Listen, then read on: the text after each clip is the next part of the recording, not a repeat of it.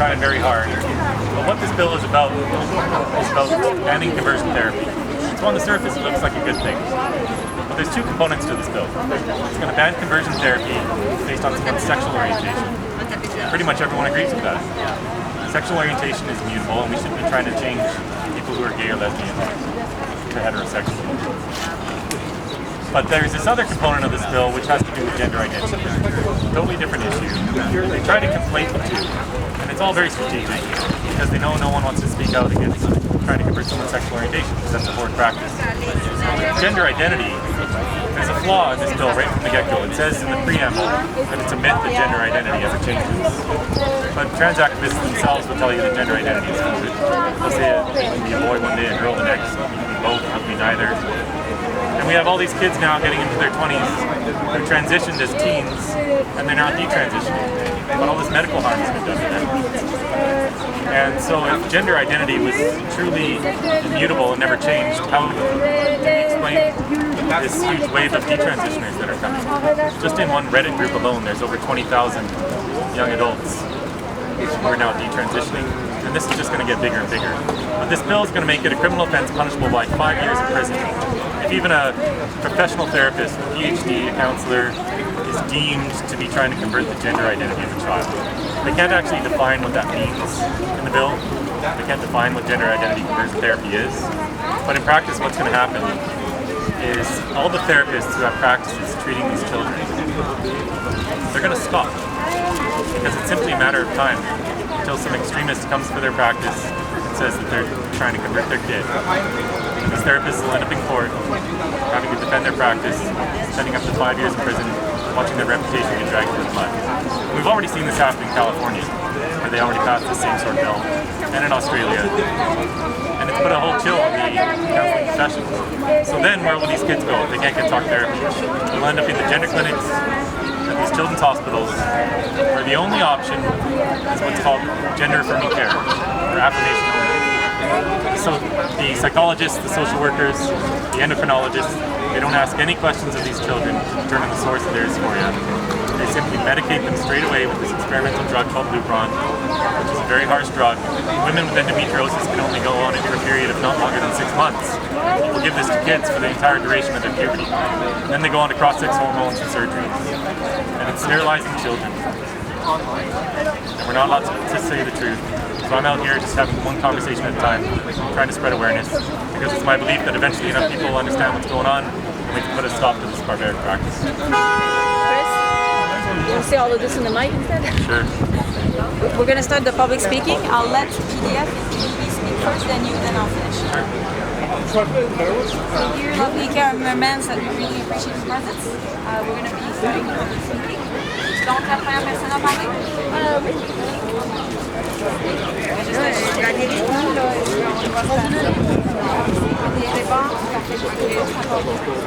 Je nous ai mis un petit fan, femelle adulte de l'espèce humaine. Des fois,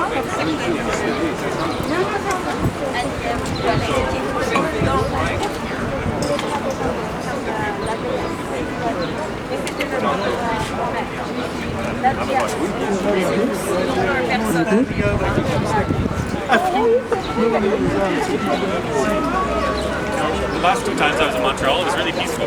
I don't get nearly the amount of hate I get in and of course, just like je vais coller la gauche dessus parce que moi je les ai collés par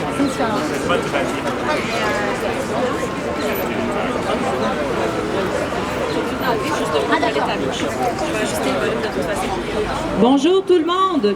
Merci à ceux qui ont le courage moral d'être présents pour une manifestation qui est difficile à avoir par les temps qui courent. Alors on est ici aujourd'hui pour dénoncer plusieurs choses par rapport à l'idéologie de genre qu'on trouve problématique, mais surtout ce qu'on demande, c'est le droit d'avoir une discussion de société sur ce sujet-là et d'arrêter de subir la violence qui vient avec le fait de vouloir en parler. Donc, l'idéologie de genre amène des principes, des façons de faire, une médicalisation, et nous sommes d'avis que changer la définition du mot « femme », ça amène des problèmes, et aussi que la médicalisation des enfants, c'est non. Alors, je vais prêter la parole à notre amie Leila Lesbeth de PDF Québec qui va faire une première prise de parole.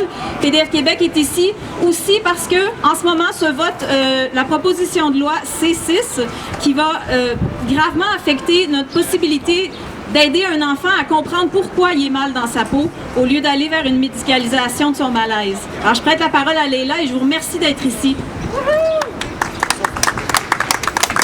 Merci. Bonjour et merci d'être ici. Je suis ici pour communiquer les préoccupations de notre groupe féministe mixte non partisan pour les droits des femmes du Québec sur le projet de loi C6. Cette semaine, nos représentants à la Chambre des communes débattent afin de faire adopter le projet de loi C6 modifiant le code criminel, thérapie de conversion. Le projet de loi C6 est souvent présenté comme un outil judiciaire visant à bannir les thérapies qui auraient pour objectif de changer l'orientation sexuelle d'une personne.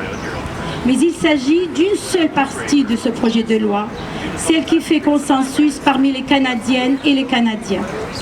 En ce mois de la fierté gay, joignons notre voix aux déclarations des professionnels de la santé, aux législateurs, aux personnes gays et lesbiennes, pour dire que l'homosexualité n'est pas un diagnostic de santé mentale et ne requiert pas de thérapie ou de soins cliniques.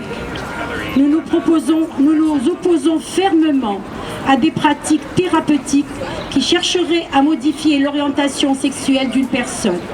Malheureusement, il y a très peu de couverture médiatique au deuxième volet de ce projet de loi. Ce volet est préoccupant pour les groupes de femmes, les parents, les détransitionneurs et certaines associations de gays et de lesbiennes. Il touche les traitements thérapeutiques de la dysphorie du genre. Ce deuxième volet du projet de loi propose d'imposer aux parents canadiens d'enfants souffrant de dysphorie de genre un protocole thérapeutique controversé des thérapies affirmatives de genre ayant recours à la biomédicalisation invasive comme les bloqueurs de puberté et la prise d'hormones de l'autre sexe. Dans sa formulation actuelle, le projet de loi semble vouloir interdire aux enfants l'accès à d'autres options de thérapie, les thérapies exploratoires psychologiques. Ces thérapies psychologiques visent à aider les enfants dysphoriques à explorer les causes de leur détresse physique, à proposer des outils de réconciliation avec les caractéristiques sexuelles de leur corps et attendre qu'ils aient atteint l'âge de 16 ans avant d'exercer des choix qui auront des effets irréversibles sur leur corps. Les expertises des dernières décennies nous montrent que 80% d'enfants dysphoriques sont réconciliés avec leur corps avant d'atteindre l'âge adulte. Pourtant, ces protocoles de traitement sont faussement associés à des thérapies de conversion par le projet de loi C6. Nombre d'enfants se présentant à des cliniques de genre au Canada pour y recevoir des soins a augmenté de 4000% là au cours des dernières années. Cette augmentation fulgurante est inédite et inexpliquée à ce jour. De ce nombre, des jeunes filles adolescentes sont maintenant 2 fois plus nombreuses que les garçons, un phénomène jamais observé au cours des décennies précédentes. À aucun moment du processus de préparation de son projet de loi, le gouvernement canadien a cherché à connaître les causes afin de trouver de bonnes réponses à ce malaise éprouvé par certains enfants. Nous savons qu'à l'adolescence, les jeunes filles subissent des changements biologiques hormonaux considérables, tels que les douleurs menstruelles significatives, de la douleur quand la poitrine se féminise. D'autres n'apprécient pas de faire l'objet d'une attention masculine indésirée et prennent conscience du sexisme envers les filles et envers les adultes. Plusieurs aussi découvrent leur orientation sexuelle. De nombreux témoignages des détransitionneurs nous apprennent que cet inconfort amène certaines adolescentes à vouloir changer leur corps et à revendiquer une identité de genre masculine. La banalisation des protocoles de biomédicalisation et de chirurgie invasive y joue certainement un rôle. Certains optent pour des traitements sans mesurer suffisamment leurs conséquences sur le reste de leur vie. Le risque d'un mauvais diagnostic de leur mal-être est considérablement accru quand ces jeunes filles souffrent de comorbidités mentales, particulièrement quand il s'agit de diagnostics associés à des anxiétés et liés à l'identité. 50% des jeunes patientes se présentant dans des cliniques de genre représentaient une pathologie coexistante à une dysphorie, tels que l'autisme, le trouble de la personnalité limite, les troubles alimentaires ou le recours à l'automutilation. PDF Québec s'indigne face à ce projet de loi C6 qui semble qualifier de thérapie de conversion les approches thérapeutiques exploratoires qui tenteraient d'aider ces jeunes filles à reconnaître les causes profondes de leur mal-être. À ce jour, il n'y a pas de consensus scientifique sur les meilleurs soins à adopter aux enfants dysphoriques. Dans l'élaboration de son projet de loi, le gouvernement canadien n'a pas jugé pertinent de mandater le ministère de la Santé pour qu'il entreprenne une analyse documentée des bases scientifiques utilisées pour évaluer les traitements de mineurs souffrant de dysphorie du genre. Il n'a pas demandé au ministère de la Santé de faire des recherches pour connaître les effets à long terme de la biomédicalisation sur la santé physique et mentale des enfants. Cette position du législateur inquiète. En effet, les études récentes ont identifié des effets mesurables de la biomédicalisation sur le développement du cerveau et l'ossature des enfants. De l'autre côté, les bienfaits psychologiques n'ont pas été démontrés et sont contestés. La Suède, la Finlande et maintenant la Grande-Bretagne viennent de suspendre l'administration de ces protocoles de biomédicalisation aux enfants de moins de 16 ans. Le projet de loi C6 poursuit pourtant son cheminement législatif au Canada sans tenir compte des signaux d'alarme qui nous parviennent d'Europe dans le récent jugement de la Haute Cour supérieure britannique qui déclare, à la suite d'une poursuite il y a à peine 5 mois, que l'administration de bloqueurs de puberté suivis d'hormones de l'autre sexe a des conséquences physiques graves, notamment la perte de fertilité et de la fonction sexuelle complète avec des conséquences profondes à long terme. Que le traitement de biomédicalisation est expérimental et qu'il était hautement improbable qu'un enfant âgé de moins de 16 ans ait la compétence de consentir à l'administration d'inhibiteurs de puberté. Pourtant, ce sont les thérapies biomédicales affirmatives qui prescrivent ces inhibiteurs de croissance et des hormones de l'autre sexe qui semblent être les seules admises par le projet de loi C6. PDF Québec rappelle au gouvernement canadien son devoir de précaution dans le domaine de la santé publique, particulièrement pour les soins apportés aux jeunes filles mineures souffrant de dysphorie du genre. Les amendements au projet de loi C6 font encore des ouvertures à des interprétations qui pourraient dissuader les thérapeutes de choisir d'autres options de traitement que les thérapies affirmatives, lesquelles ont démontré qu'elles conduisent, dans 95% du temps, à la biomédicalisation invasive et à des chirurgies irréversibles. Nous demandons que les thérapies visant l'identité de genre et l'expression de genre soient retirées de ce projet de loi et que le gouvernement fédéral assume ses responsabilités envers la santé des jeunes filles en s'inspirant des expériences des gouvernements suédois, finlandais et britanniques. Merci.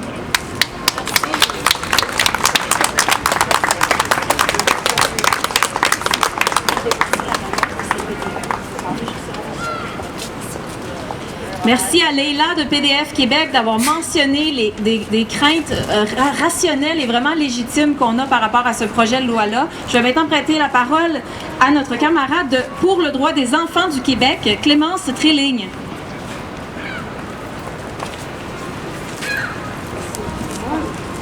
Bonjour et merci. Donc, je suis ici au nom de Pour les droits des enfants du Québec. Nous sommes un collectif de parents de toutes origines et non partisans.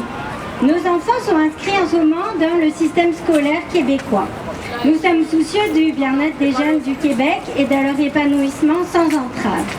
Nous sommes particulièrement attentifs à protéger leur liberté en évitant de les définir à l'avance par une religion, un genre, une race ou tout autre dogmatisme. Nous demandons aux législateurs de mettre tous les moyens en place pour assurer leur sécurité morale et physique, notamment en matière d'approche thérapeutique et pour une école laïque qui respecte leur liberté de conscience. Nous considérons notamment que le premier rôle de l'école, à travers le programme scolaire, est de transmettre des connaissances, de valoriser l'autonomie de jugement, prémisse essentielle à la liberté de conscience. Nous défendons également notre droit d'assurer l'éducation morale de nos enfants en vertu de l'article 41 de la Charte des droits et des libertés de la personne. Nous croyons que l'école doit transmettre des valeurs éducatives qui vont permettre à nos enfants d'acquérir les outils pour devenir des adultes qui contribuent positivement à la société québécoise. Le courage, le dépassement de soi, le développement de compétences pratiques et l'acquisition de connaissances scientifiques. L'école doit aussi préparer des enfants à devenir des citoyens aptes à participer au débat démocratique et c'est pour ça qu'on est ici pour le protéger. Donc, nous avons fait beaucoup d'actions pour les droits des enfants du Québec. Nous avons fait des mémoires pour le projet de loi C6 dont Léla vient de parler. Mais nous avons aussi tout récemment interpellé la Société canadienne de pédiatrie qui nous a dit, donc leur page est complètement imprégnée de l'idéologie du genre. Ils confondent les mots sexe et genre alors qu'ils ne veulent pas dire la même chose. Le sexe est un fait biologique alors que le genre est un ensemble de stéréotypes sociaux ou de ressentis. Donc, la Société canadienne de pédiatrie nous affirme que le sexe est assigné à la naissance. Comment peut-on penser qu'un médecin assigne un sexe? Le sexe est constaté à la naissance au même titre que le poids, la taille ou l'état de santé de l'enfant. La Société canadienne de pédiatrie nous dit aussi que le genre est complètement accepté. Et même, c'est pas... comment tout le monde n'a pas un genre. Certaines personnes choisissent d'en avoir un, mais d'autres non.